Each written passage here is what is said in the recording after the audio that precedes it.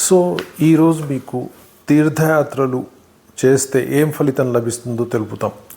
ఎందుకంటే చాలామందికి కూడా తీర్థయాత్రలు ఎందుకు వెళ్ళాలి, మన దేవుడు మనకి ఇక్కడే లేడా, అది చేయటం వల్ల ఏం లభిస్తుంది అనే చాలా ప్రశ్నలు ఉదయిస్తూ ఉంటాయి.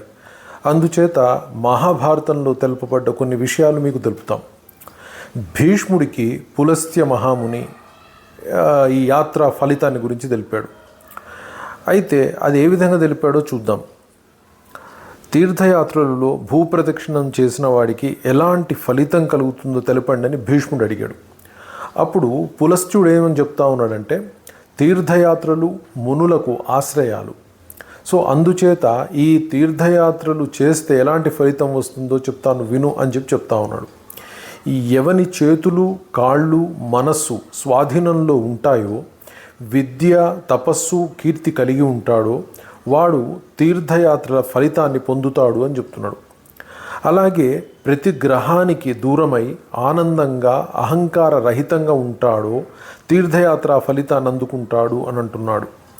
అలాగే డాంబికత్వం, అలాగే ఈ పని నేను చేయగలుగుతాను అన్న అహంకారం లేనివాడై తక్కువ ఆహారం అంటే మితాహారాన్ని తీసుకుంటూ జితేంద్రియత్వం కలవాడు పాపాల నుండి విముక్తి పొంది తీర్థయాత్ర ఫలితాన్ని సాధిస్తాడు అని చెప్తున్నాడు. అలాగే కోపం లేనివాడు, సత్యసంవంతుడు అంటే నిజాన్ని పలికేవాడు, నియమనిష్టలు కలిగి ఉన్నవాడు, ప్రాణులందరినీ తన వలనే చూడగలిగేవాడు తీర్థయాత్ర ఫలితాన్ని పొందుతాడు అని చెప్తున్నాడు. అయితే అసలు ఈ యాత్రలు ఎందుకు చేయాలి అన్నదానికి కూడా సమాధానం ఇచ్చాడు ఆయన. ఆయన ఏం చెప్తా ఉన్నాడంటే, దరిద్రులు ఈ యజ్ఞాలను చేయలేరు, ఎందుకంటే దానికి ఎంతో ఖర్చు అవుతుంది, ఎన్నో సాధనాలు అవసరమవుతాయి కాబట్టి అవి ఆచరించలేరు. అలాగే రాజులు సమర్థులైన కొందరు మాత్రమే యజ్ఞాలను ఆచరిస్తారు. ఒంటరివారు, అసహాయులు, సాధనా సామాగ్రి లేనివారు, ధనము లేనివారు యజ్ఞాలను చేయలేరు. అందుచేత దరిద్రులు కూడా సత్కర్మ రూపంగా యజ్ఞాలు చేయవచ్చు. యజ్ఞాలతో సమానమైన ఫలితాలే వాటి వల్ల కలుగుతాయి. అవన్నీ చెబుతాను అంటున్నాడు. అలాగే తీర్థయాత్రలు యజ్ఞాల కంటే కూడా ఎక్కువ ఫలితాన్ని ఇస్తాయి అని చెప్తా ఉన్నాడు. తీర్థాలలో 3 రాత్రులు ఉపవాసం చేయకపోయినా, తీర్థయాత్రలు చేయకపోయినా, సువర్ణదానం గోదానం చేయకపోయినా మానవుడు దరిద్రుడై పుడతాడు అని తెలుపుతున్నాడు ఆయన. అలాగే సమృద్ధిగా దక్షిణలిచ్చి అగ్నిష్టోమాది యాగాలు చేసినా తీర్థయాత్రలు చేయకపోతే ఫలితం ఉండదు అని తెలుపుతున్నాడు. మానవలోకంలో దేవదేవుని బ్రహ్మతీర్థం పవిత్రమైనటువంటిది, దానిని పుష్కర తీర్థం అని చెబుతారు. సో అదృష్టవంతుడైనటువంటి మనిషి మాత్రమే ప్రవేశించగలడు అంటున్నాడు. పుష్కర తీర్థంలో ఉదయం మధ్యాహ్నం సాయంత్రం 10,000 కోట్ల తీర్థాల శక్తి కలిసి ఉంటుంది. ఈ తీర్థంలో 12 అష్టవసువులు, 11 రుద్రులు, సాధ్యులు, మరుత్తులు, గంధర్వులు, అప్సరసలు నిత్యము నివసిస్తూ ఉంటారు. మహారాజా అక్కడ తపస్సు చేసి దేవతలు, దైత్యులు, బ్రహ్మ ఋషులు ఈ పుణ్యం చేత యోగశ్రేష్ఠులు అవుతారని తెలుపుతున్నాడు. మనస్సులో అయినా పుష్కర తీర్థానికి వెళ్ళాలని సంకల్పిస్తే అతని స్వర్గాగమనానికి అడ్డుపడే పాపాలన్నీ నశించిపోయి స్వర్గానికి చేరి పూజలు అందుకుంటాడు అంటున్నాడు. అలాగే పుష్కరంలో కమలంలో కూర్చున్నటువంటి బ్రహ్మ ప్రసన్నతతో సదా నిత్యము నివసిస్తాడని తెలుపుతున్నాడు. ఈ తీర్థంలో పూర్వం ఎందరో దేవతలు ఋషులు తపస్సు చేసి గొప్ప గొప్ప సిద్ధులు పొందారు అని తెలుపుతున్నాడు.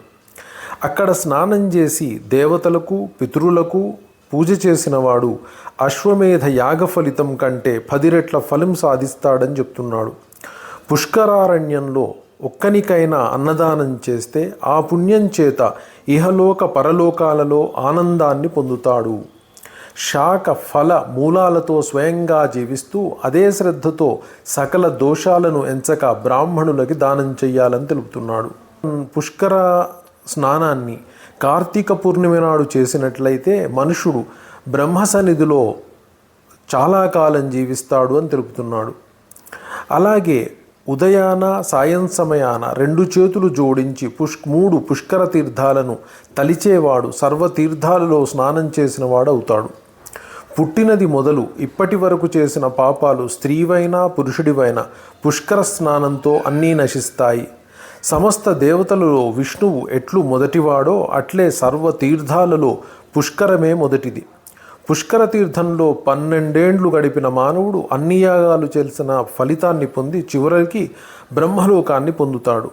పూర్తిగా 100 ఏండ్లు అగ్నిహోత్రం చేసినవాడు కార్తీక పూర్ణమి నాడు పుష్కర తీర్థంలో నివసించినవాడు సమానము. అలాగే 3 నదులు, 3 పర్వత శిఖరాలు, 3 తీర్థాలు ఇవన్నీ లోకంలో చాలా సిద్ధాలై ఉన్నాయి. పుష్కర తీర్థానికి వెళ్ళడం, తపస్సు చేయటం, దానం చేయటం, నివసించటం కష్టసాధ్యాలు. ఇంద్రియ నిగ్రహంతో తక్కువ ఆహారం తీసుకుంటూ 12 రాత్రులు అక్కడ గడిపి ప్రదక్షిణం చేసినట్లయితే ఎంతో పుణ్యాన్ని పొందగలుగుతాడు అని తెలుపుతున్నాడు. సో కాశీ, ప్రయాగ పుష్కరాలు 3 అనాదులు అంటే ఎల్లప్పుడూ ఉంటాయి.